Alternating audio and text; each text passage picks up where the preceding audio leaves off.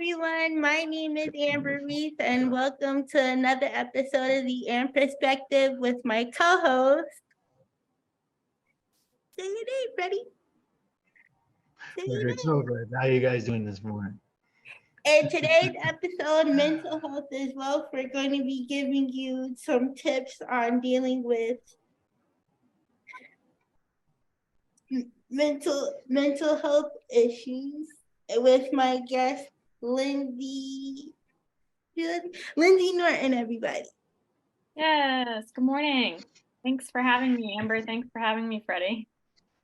You're welcome. You're welcome. And thank you for coming on to the Am Perspective and just sharing your story with others. And hopefully today's viewers can get some great tips on how to deal with mental stress.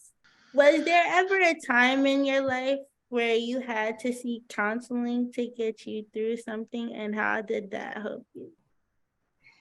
Yeah, absolutely. Well, I can share, I am currently a counselor at Housatonic Community College, and I've been there for almost 9 years. But prior to that, I worked in a rural private setting, and then also a mental health facility, a hospital setting. So throughout my time in college, actually, that was one of my first introductions to, or really a first introduction to like mental health counseling. We had counseling on our campus and it was free. And I was finding that time period in my life like really stressful. And as you can attest, that being a student and trying to work and, having relationships. So I sought out our campus counselor, and she really, I attest my like success at my 4-year college to seeking counseling in that first year as a freshman student.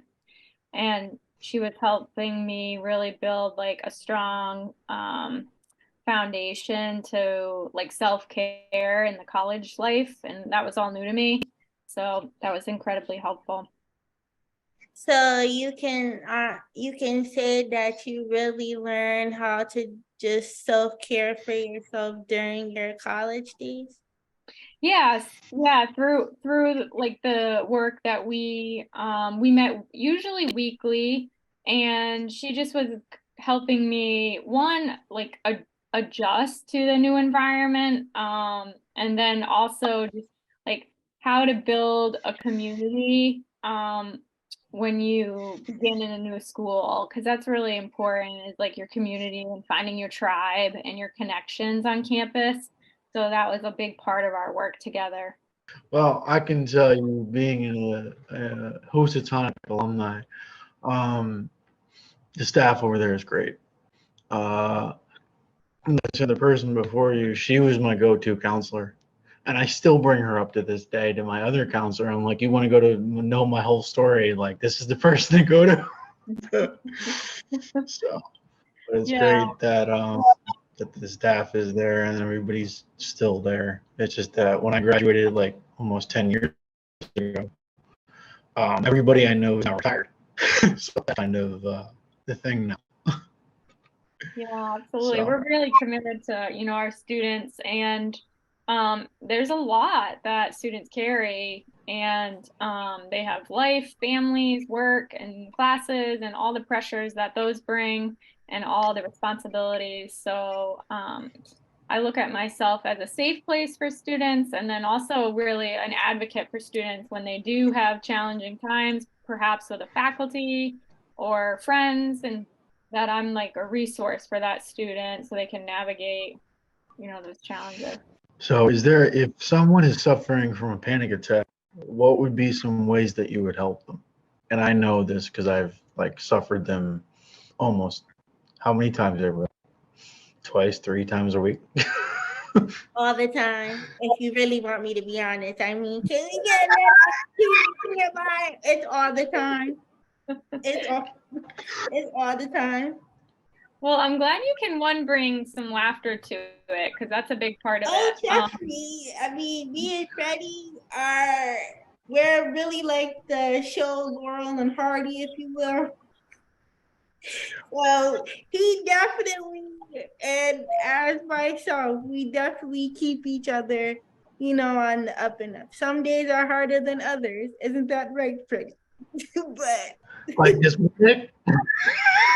yes, very, very much so. Yeah. But most importantly, me dealing with, stress and things like that, I try to shake it off with laughter. So I would say laughter is one of my coping mechanisms. Yeah, that's a great outlook. And really, that is a great approach to, any type of mental health stressor. I would say specifically, some of the strategies I use with my students and prior clients is really building on connecting to the present moment as much as possible. So I have a couple, I call it the circle or square. Find the circle, find the square. So if you look around in a room and first, if you're starting to, breathe, deeply, heavy, and kind of, quickly, and you're accelerating in your heart rate. So part of your nervous system is really dysregulated, right? So looking around the room, I use squares or circles because they're pretty common shapes in a room wherever you are, or even if you are outside. And you just try to identify. So if we're looking at circles, you just try to count and look at all the circles.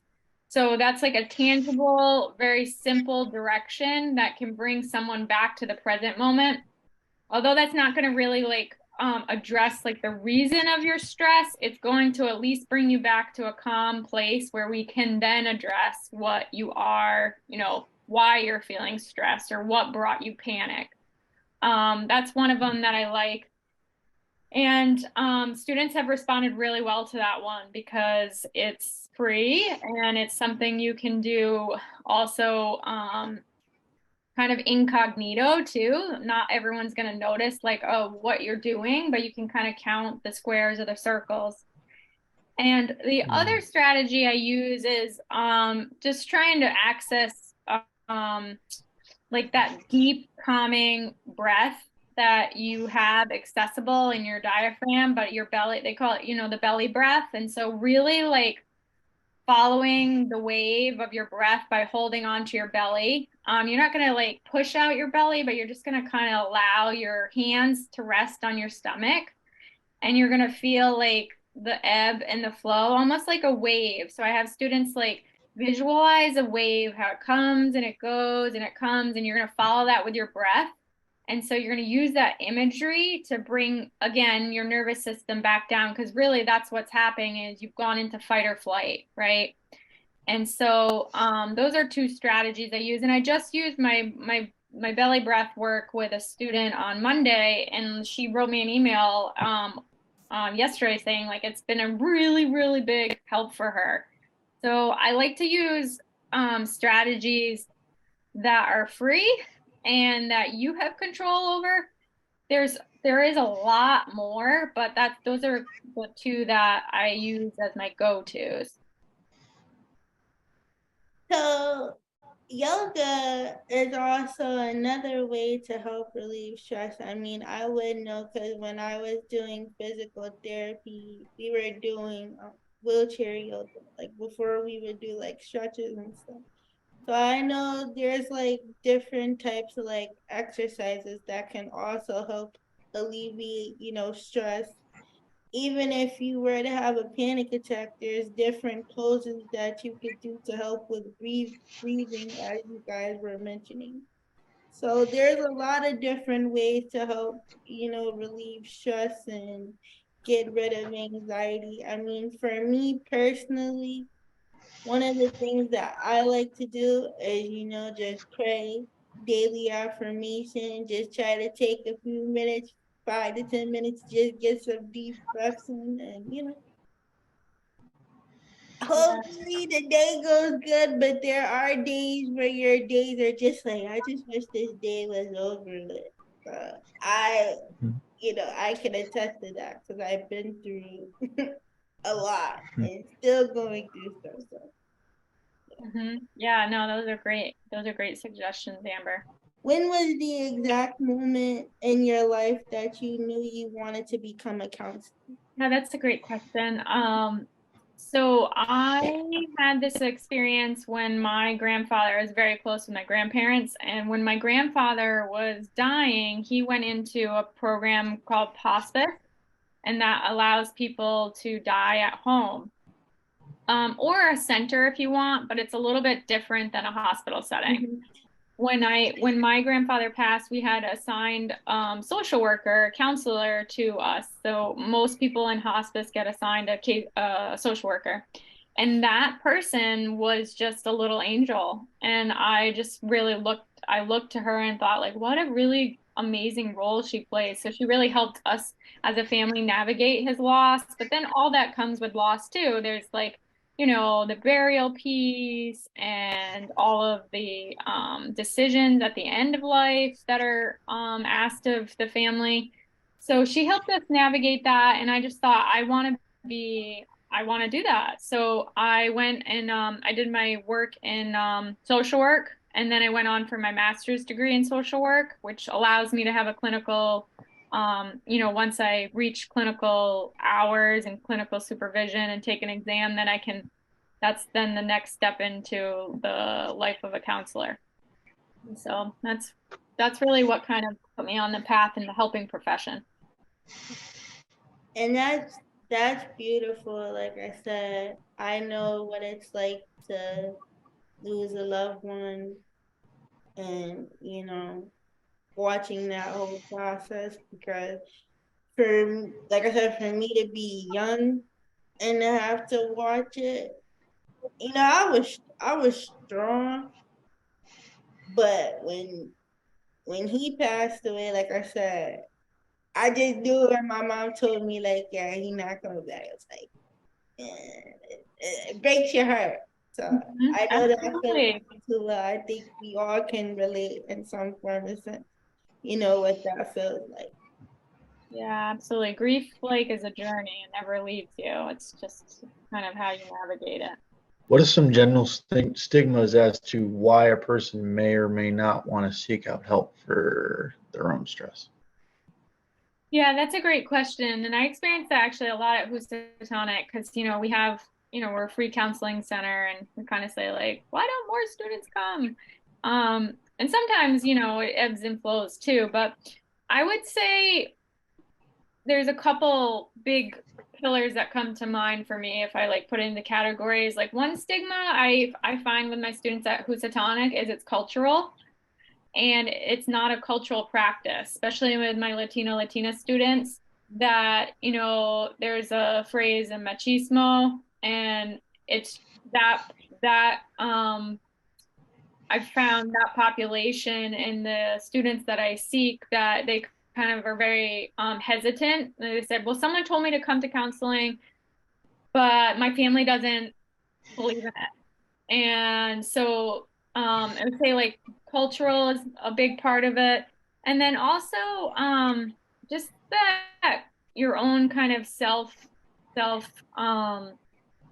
self-doubt and like insecurity around it, around either acknowledging it or someone else maybe seeing you, especially if it's something you don't disclose to friends, how you've been feeling. It might be really private, but I also think that connects with cultural too, because in certain cultures, like you don't share your family business. I hear that quote a lot. I know that one too well.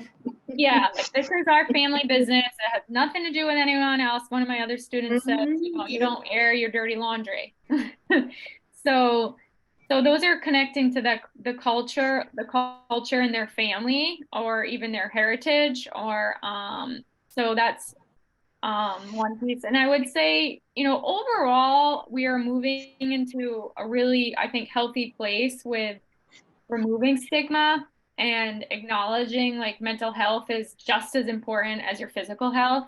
And I would argue actually more important because the mental health affects your physical health if you are incredibly stressed or, depressed. So then you're not really moving your body or you're not getting great sleep. All those pieces affect you. But I see us moving into a better place nationally in that conversation.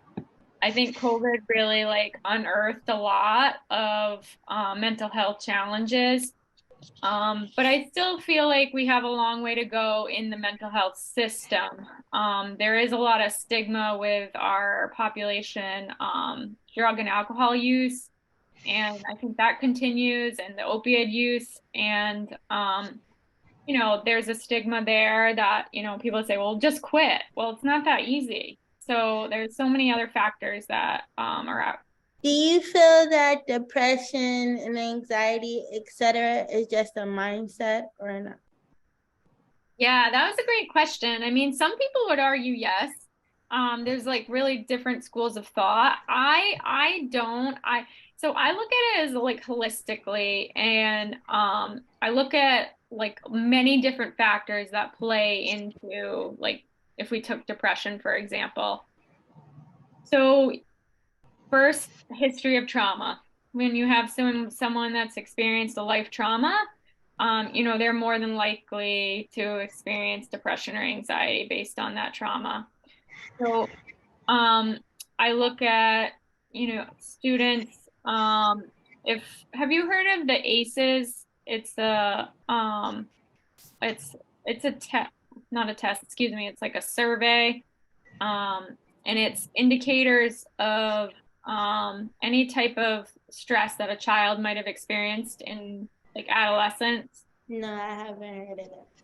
Yeah, it's like a national program, not a program. It's a national exam, or excuse me, not an exam because exams. I'm thinking because we're about to enter exams at college, but it's the American every the I'm trying to look at who actually puts the test out, but it basically indicates like levels of child trauma.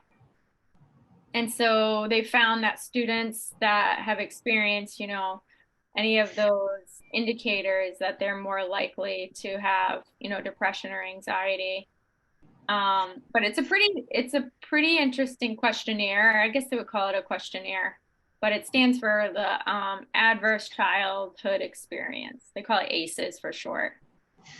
But I recommend checking it out. So that kind of connects to like, that's not necessarily a mindset. It's based on their experiences as a child. I think that some, also like your physical health, and how you physically take care of yourself is a big part of that. So we do know that like I call it the vitamin N, but vitamin nature and being outside is really helpful for your nervous system. So could that contribute to a more positive mindset? Absolutely. And I do know that, your brain is malleable, so it changes. And we've done a lot, when I say we, like the field of neuroscience has done a lot of work on neuroplasticity. So it's like your brain can change basically.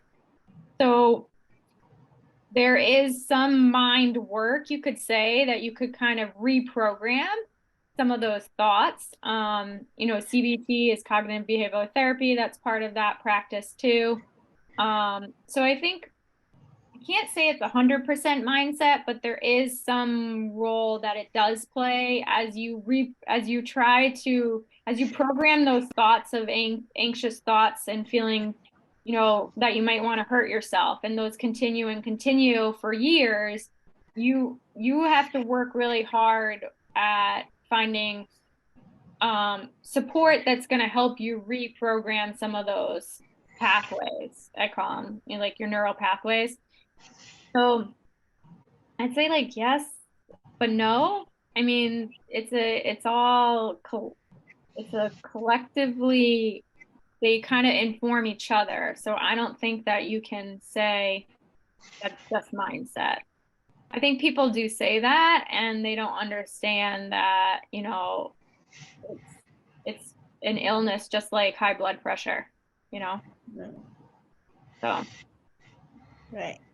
that I agree. So for some people, I would say, me speaking personally, I don't suffer like with depression, but I have gone through like, loss and going into counseling for that. And, but then it's like I went into counseling for those two things, and then I realized as I started to peel back the layers, it's actually helping me become a better me and working on different aspects of my life. So for me, I can say no, I don't really suffer with depression, but do I have my moments?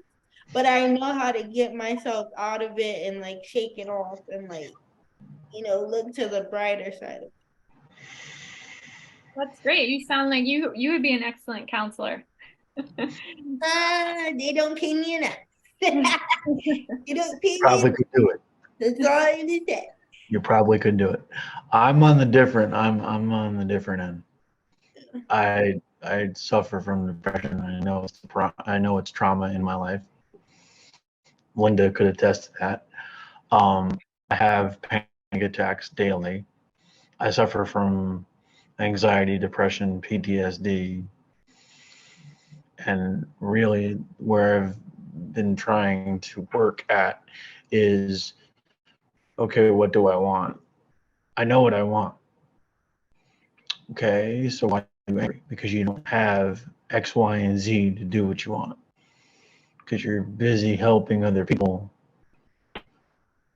And you've kind of forgotten about yourself for a little bit. So then it's just trying to find a medium to that. Mm-hmm. Yeah, So. absolutely. Yeah, and you can't pour from an empty cup. I use that phrase a lot. And so you have to pour into yourself first so you can pour out. And so I think that's well, when you're really you have some really good insight into yourself. So it's a journey, and it sounds like you're really able to, one, find your support and know how to ask, because that's huge.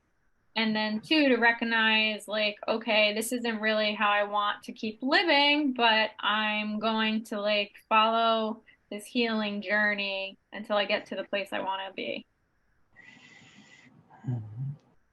That's pretty much it. Yeah. I was just managing finances as well as personal things, and then trying to stick to it. And that's the hard part. Oh yeah, absolutely. Yeah, finances, that's a big stressor. Yeah. And people unfortunately can even, all the way at different spectrums, but people get divorced from that. People kill people for that. People take their own lives for that. It's really, yeah, it can be an incredible stressor.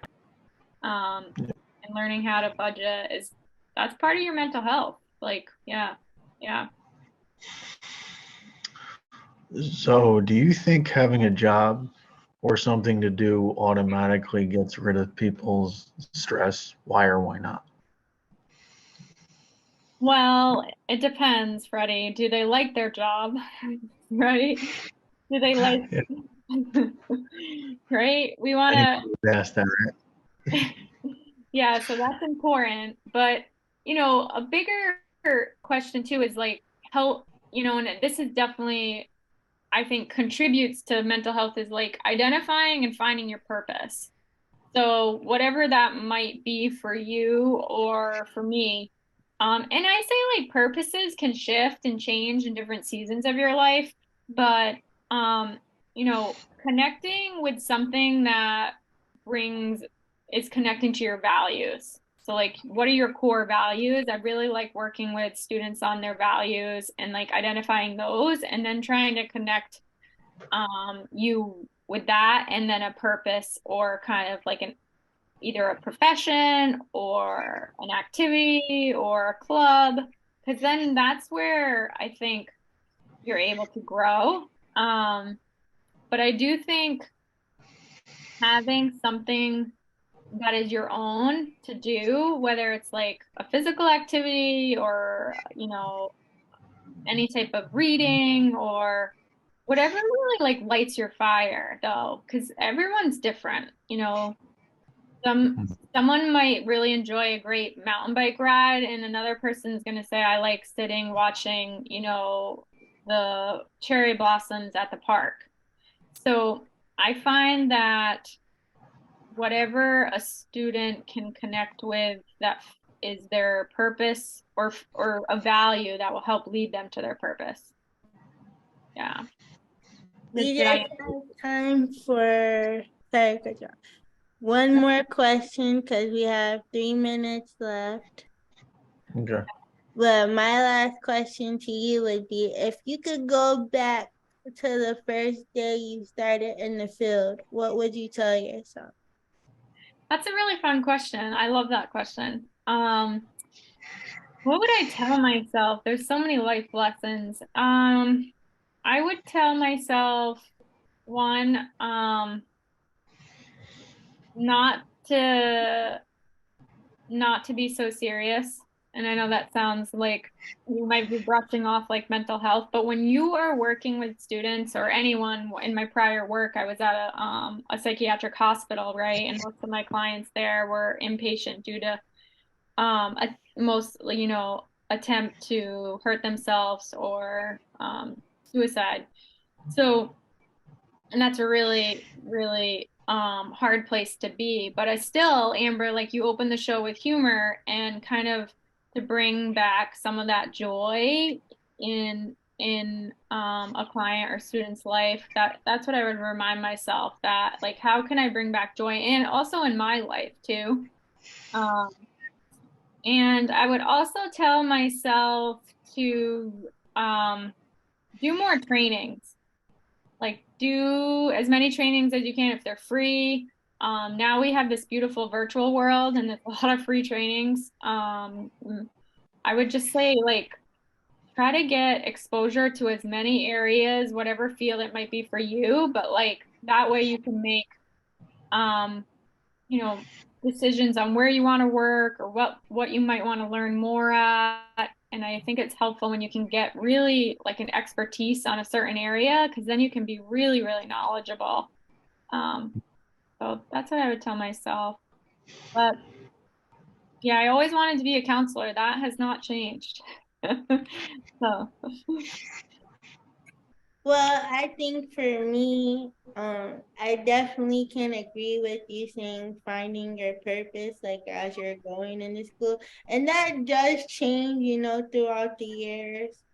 But I definitely believe, you know, me being a vlogger, content creator, if you want to call it, a TV show host, you know, this is my way of contributing to the world. And, you know, hopefully when my brand, you know, expands, somebody in my team, family can pick up the torch and keep it going and, you know, to inspire others. yeah, I love the work you're doing. I think it's great. And I, you know, I'm happy to always come back. So I love talking about how people can take care of themselves and mental health. Well, we definitely can do a part two. Definitely. That's for sure. Yeah. Definitely. Well, guys, this wraps up today's episode, Mental Health is Wealth, on the Am Perspective. I'm your host, Amber-Ree. I'm the co-host, Fredic Cilbirth. And we'll that's it, guys. And Lindsey, we want to thank you for coming on with us. And oh, you're so welcome. You guys if are so anybody